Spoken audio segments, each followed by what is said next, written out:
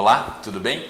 Nessa aula nós vamos analisar sobre as nulidades dos atos processuais ou as chamadas invalidades processuais. Para início, nós precisamos compreender que essa análise ela vai ser realizada em 3 níveis básicos, concentrando-se com muito mais força em um deles, né? Os 3 níveis são o nível da existência dos atos, o nível da validade dos atos e o nível da eficácia dos atos processuais. Então, na existência nós analisamos quais são os pressupostos de constituição dos atos processuais, o que os atos precisam conter para que eles existam.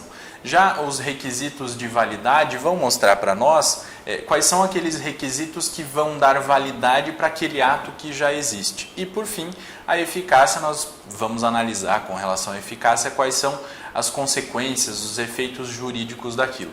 Quando se fala em nulidades processuais ou invalidades processuais, basicamente se está centrando no plano da validade dos atos, certo? E aí o que nos importa são os atos jurídicos válidos e como proceder para tornar válido um determinado ato jurídico, salvar um ato jurídico viciado, certo?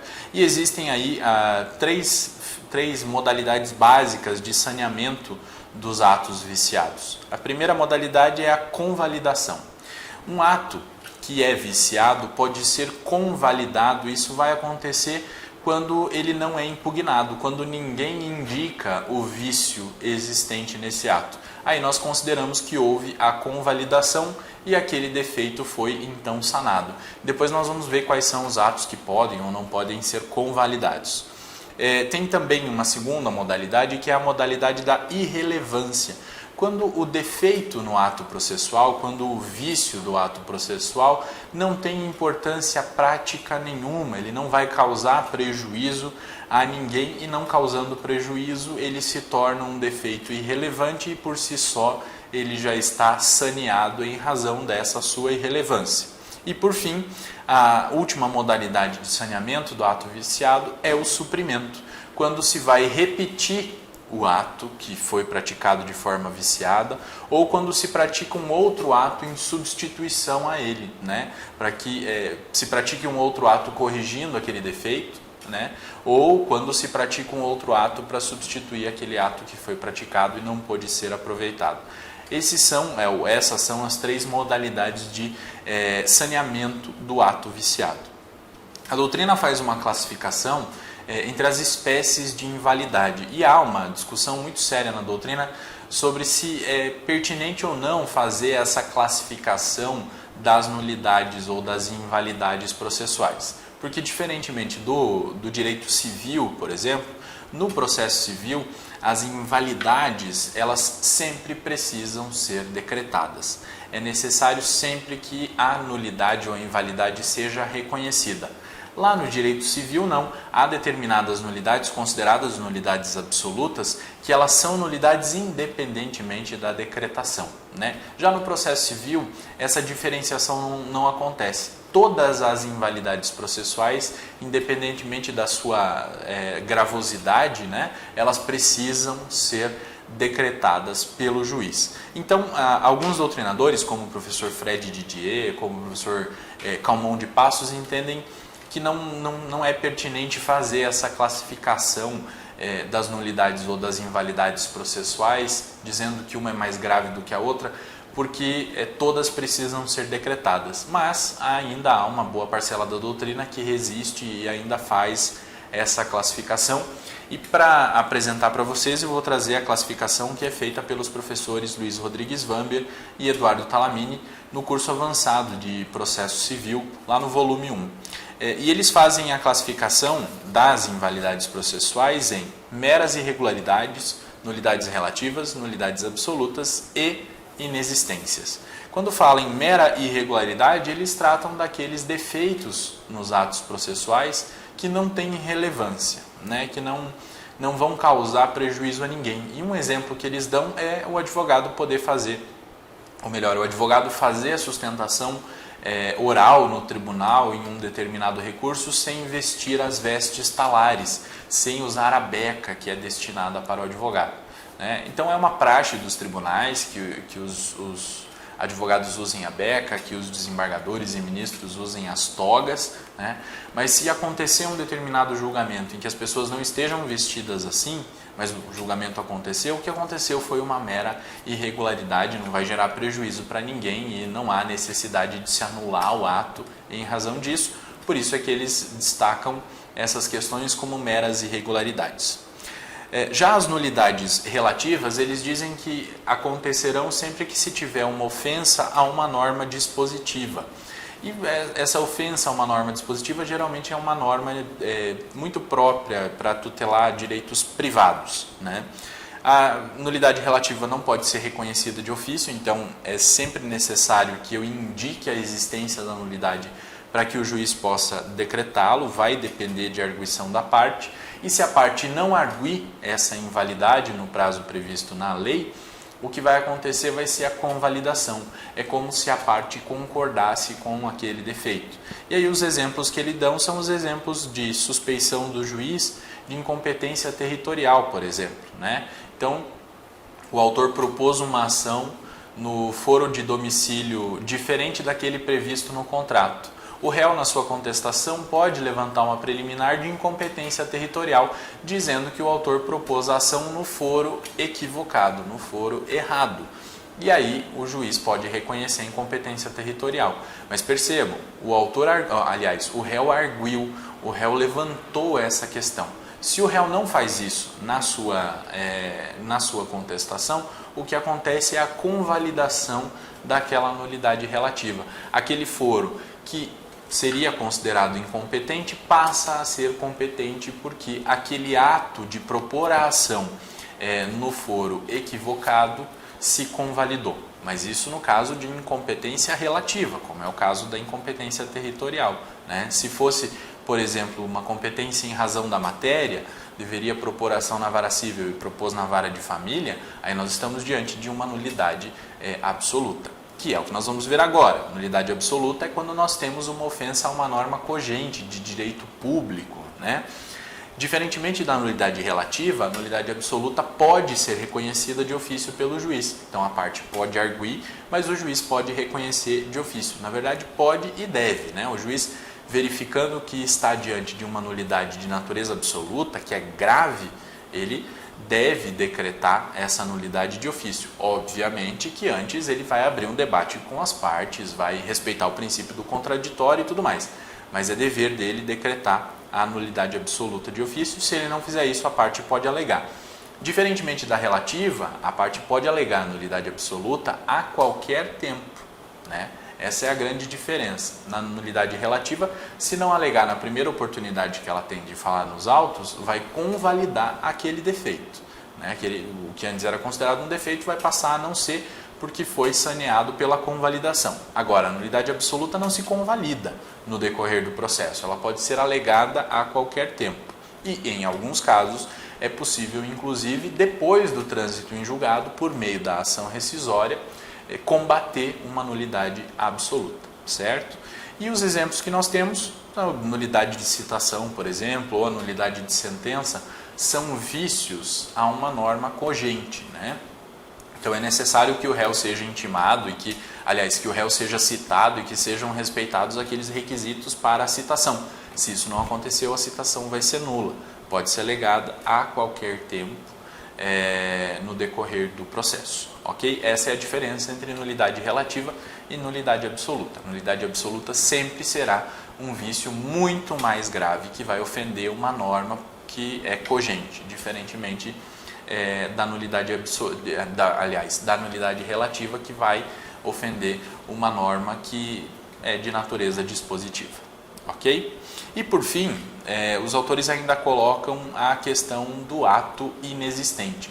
E é nisso que há também uma grande discussão doutrinária, né? Se os atos inexistentes devem ser estudados dentro da categoria das invalidades processuais, porque na verdade um ato inexistente ele está num outro patamar, né? Ele não está no plano da validade, ele está no plano da existência, quer dizer que lhe faltam os elementos de constituição, né? Faltam os elementos de constituição daquele ato. os professores Vamber e Talamini dizem que há uma aparência vazia do ato. Né? Aparentemente o ato existe, mas na verdade, se você for analisá-lo, ele não existe porque lhe faltam elementos constitutivos.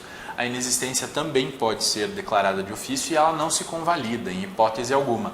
Um exemplo seria uma pessoa que profere uma determinada sentença sem ser juiz. Né? O que nós temos é um não ato, segundo uma parcela da doutrina. Né? Não foi proferida a sentença. Né? Eu não posso declarar aquele ato nulo, porque na verdade lhe falta um elemento constitutivo básico, que é a assinatura de um juiz. Né? Já há uma outra parcela da doutrina que entende que não se deve falar em ato processual inexistente, porque o ato existe.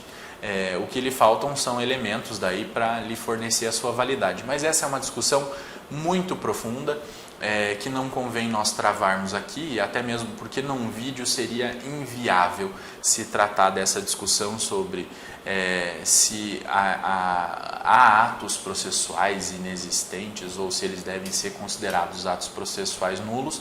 Eu recomendo que vocês pesquisem na doutrina. Há um livro excelente da professora Teresa Rudolfin Vamber a respeito de nulidades processuais. O professor Antônio do Passo Cabral também tem um livro sobre nulidades processuais que é referência. E na leitura desses dois, com certeza vocês vão buscar maiores embasamentos aí para conseguir se posicionar nessa discussão doutrinária a respeito dos atos inexistentes. Mas por ora, se o ato é considerado inexistente, nós temos então uma aparência vazia do ato porque lhe faltam esses elementos constitutivos básicos, e a inexistência do ato pode ser declarada de ofício. Ela não depende de provocação da parte, ela pode ser declarada também a qualquer tempo, porque é um vício gravíssimo do ato, né? Se o ato for considerado inexistente. Continuando, depois dessa classificação, só reforçando a lição de que toda nulidade processual ou toda invalidade processual é decretada. Ela precisa ser decretada para que se considere que houve nulidade ou invalidade processual. E ela só vai, mesmo naqueles casos de nulidade absoluta, em que ela pode ser declarada de ofício, ela só pode ser decretada de ofício depois do efetivo contraditório. Isso é fundamental, que o juiz ouça as partes a respeito daquilo antes de decidir pela decretação da invalidade. Ok? O artigo 276 traz a seguinte disposição. Quando a lei prescrever determinada forma sob pena de nulidade, a decretação desta não pode ser requerida pela parte que lhe deu causa. Isso é importante. Há uma determinada forma e aquela parte não respeitou a formalidade prevista na lei. Quem pode alegar invalidade daquele ato é a outra parte, ou o juiz pode reconhecer de ofício na hipótese de ser uma nulidade considerada absoluta. Entretanto, a parte que deu causa à invalidade ou à nulidade não pode alegá-la, certo? É isso que está dizendo o artigo 276. Quem deu causa à nulidade não pode alegar a nulidade, porque senão nós abriríamos possibilidade para que as partes promovessem o atraso do andamento do processo, né? Então, eu desrespeito a forma processual, alego que houve nulidade, o juiz vai lá, anula aquele ato e nós temos que praticar o ato novamente. E com isso, se eu quiser, eu posso retardar o andamento do feito, e não é isso que nós queremos. Nós não queremos nenhum processo atrasado. O artigo 277 vai falar sobre a instrumentalidade das formas, sobre aquela regra básica de que não há nulidade sem prejuízo. E ele diz assim: quando a lei prescrever determinada forma, o juiz considerará válido o ato se, realizado de outro modo, lhe alcançar a finalidade. Então, para a instrumentalidade das formas, nós temos que considerar a formalidade prevista na lei. Se a formalidade não for respeitada, o ato foi praticado e atingiu o seu objetivo, né, atingiu a sua finalidade e não causou prejuízo a ninguém, nós vamos aproveitar aquele ato. É isso que diz o princípio da instrumentalidade das formas. Por isso até que toda nulidade precisa ser decretada, justamente para que o juiz verifique se vale a pena mesmo decretar aquela nulidade, ou se houve o desrespeito à forma, mas o ato atingiu a sua finalidade, não houve prejuízo a ninguém, não vai decretar a nulidade do ato, vai convalidar aquele ato, ok? O artigo 278 fala do momento da alegação da nulidade. E ele diz assim: a nulidade dos atos deve ser alegada na primeira oportunidade em que couber a parte falar nos autos, sob pena de preclusão. E o parágrafo único complementa para dizer que não se aplica o disposto no caput às nulidades que o juiz deva decretar de ofício, nem prevalece a preclusão, provando a parte legítimo impedimento. Então, 3 coisas que nós precisamos analisar. A primeira delas está lá no caput. A nulidade dos atos deve ser praticada, ou melhor, deve ser alegada na primeira oportunidade sob pena de preclusão. Ele está tratando aí das chamadas nulidades relativas, ok? O parágrafo único vai dizer que não se aplica o caput aos casos de nulidade absoluta, que são aqueles casos em que o juiz pode decretar a nulidade de ofício. Então, a primeira parte do parágrafo único está tratando das nulidades absolutas, quer dizer que não há preclusão que eu possa alegar a qualquer tempo. E o final do parágrafo único diz que não vai prevalecer a preclusão se a parte provar legítimo impedimento. E está dizendo, inclusive, com relação às nulidades relativas. Se a parte provar que havia um legítimo impedimento para que ela alegasse aquela nulidade naquele momento em que ela deveria ter alegado, não vai acontecer a preclusão também. Então, são 3 coisas distintas nesses dispositivos que nós precisamos compreender, ok? O artigo 279 vai tratar sobre a nulidade pela não participação do Ministério Público. Então, o Ministério Público, via de regra, participa no processo civil em alguns casos como parte, mas na maioria das vezes ele vai participar no processo civil como fiscal da lei nos casos expressos que nós vamos ver nas próximas aulas. Então, sempre que a lei disser que há necessidade de participação do Ministério Público, ele deve participar. O artigo 279 estabelece que é nulo o processo quando o membro do Ministério Público não for intimado a acompanhar o feito em que deva intervir. Aqui ele está falando dos casos em que o Ministério atua no processo não como parte, mas como fiscal da lei. E está dizendo que é nulo o processo se o membro do Ministério Público tiver que ser intimado e não tenha sido intimado. Aí o parágrafo 1º. Se o processo tiver tramitado sem conhecimento do membro do Ministério Público, o juiz invalidará os atos praticados a partir do momento em que ele deveria ter sido intimado. Então, não é que vai invalidar todos os atos processuais porque não houve a participação do Ministério Público. Vai invalidar todos os atos processuais a partir do momento em que o Ministério Público deveria ter sido intimado. E o parágrafo 2º complementa: a nulidade só pode ser decretada após a intimação do Ministério Público, que se manifestará sobre a existência ou a inexistência de prejuízo. Então, nós chegamos lá no grau de recurso e nós percebemos que o Ministério Público não foi intimado num determinado processo em que ele deveria ter sido. Antes de invalidar todos os atos, é necessário que o Ministério Público seja intimado e que ele diga se ele considera que há ou não há prejuízo pela sua ausência durante aquele tempo. Se ele, analisando os autos do processo, entender que não há nenhum prejuízo diante da inexistência de manifestação do Ministério Público anteriormente, o processo vai prosseguir, não se vai invalidar os atos processuais. Só se vai invalidar os atos processuais até o momento em que o Ministério Público deveria atuar, se o Ministério Público entender que há prejuízo, ok? Isso é muito importante, certo? São especificações feitas pelo novo Código que não eram contidas no Código de 73 e que vieram esclarecer sobre como deve ser essa atuação do Ministério Público e como que se dá a decretação dessa nulidade, ok? Artigo 280 diz que as citações e as intimações serão nulas quando feitas sem observância das prescrições legais. E o Código prevê lá como deve ser feita a citação, como devem ser feitas as intimações. Aquilo deve ser obedecido sob pena de nulidade. E os artigos 281, 282 e 283 vão tratar sobre as consequências da nulidade. O 281 diz assim: anulado o ato, consideram-se de nenhum efeito todos os subsequentes que dele dependam. Todavia, a nulidade de uma parte do ato não prejudicará as outras que delas sejam independentes.